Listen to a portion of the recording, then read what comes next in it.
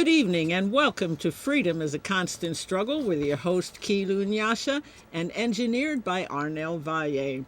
Raj Patel is our guest tonight. He's a PhD, author of Stuffed and Starved, a story of the global food system. He's currently a visiting scholar at the Center for African Studies at UC Berkeley, and Patel is a fellow at Food First and worked in Congo, South Africa, and Zimbabwe. And though he has worked for the World Bank, WTO, and the United Nations, he's been tear gassed on 4 continents protesting them.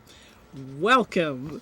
It's great to Raj, be here. it's so nice to have you here on Freedom is a Constant Struggle. I'm very glad to be here, and the name of the show couldn't be better. Freedom is a Constant Right, Struggle, it which is something certainly we is. need to remember right now. Right, and we just came from an incredible victory by Obama. Can you talk a little about Obama's? Since we're going to talk about food, what do you think Obama may bring to the table in terms of food policy?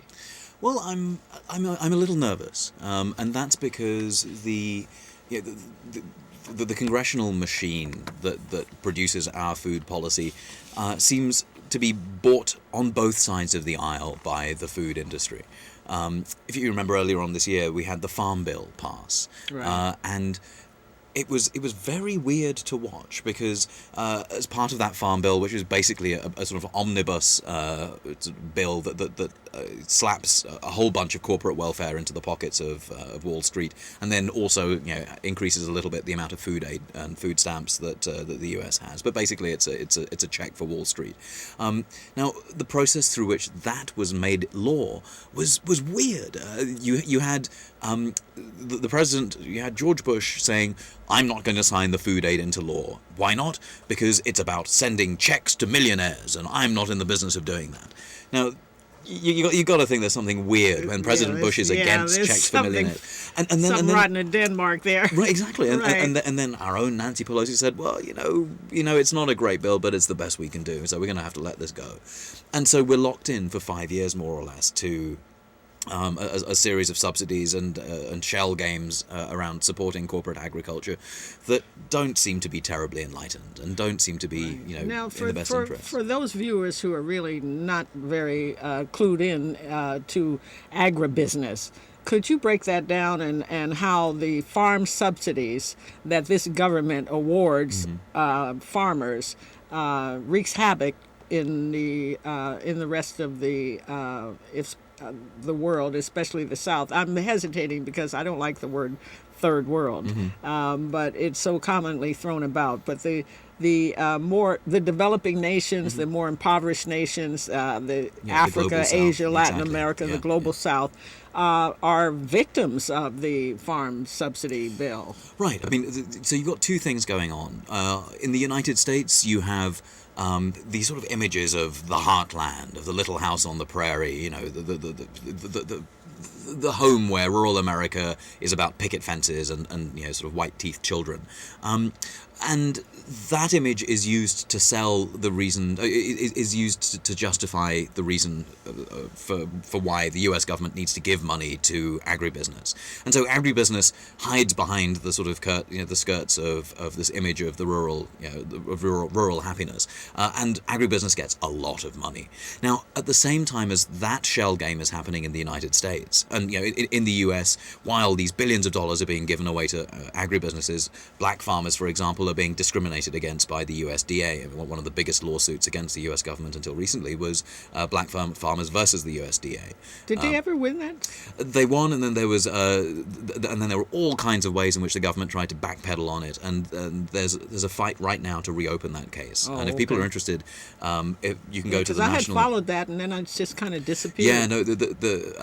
There's a group called the National Family Farm Coalition that's headed by an African American farmer from Mississippi who's they're fighting hard to reopen this, and it's a brave fight. Right. So at the same time as small farmers are getting screwed here in the U.S., you're finding that these agribusiness subsidies also come in tandem with, they're also accompanied by trade treaties. Right. And what that means is, well, let's take a concrete example. Let's look at Haiti. Okay. Haiti. That's a good place to look. It is. I mean, They just had food riots there. Right, exactly. Right. And it's important to remember Haiti was one of the richest countries, and it was the site of one of the most glorious revolutions, a slave uprising, Right. 200 years Oh, ago. yes. And since then, Europe and then North America has wailed on that country pretty much, persistently Right. since then. But even in the early 1980s, Haiti grew the majority of its own rice. But what happened in the 80s? Well, Ronald Reagan insisted on an IMF, an International Monetary Fund loan, which came with conditions. Of course. And then Bill Clinton did the same thing in the 1990s. And SAPs. Exactly, structural adjustment programs. And that's a euphemism for basically saying, you know what? You need to let the free market in here. The invisible hand is going to fix all your problems. And so you need free market competition, and resources will be allocated fairly. But what happened? Well, Haitian farmers earn $2 a day, and they were competing against US rice farmers who get $1 billion a year. So it's not surprising that in short order, these Haitian rice farmers were nuked. They were wiped out of business. And so today in Haiti, when there are food riots, the price of rice just doubled. Well, they did. But of course, Haiti now grows none of its own rice. There aren't any rice farmers anymore.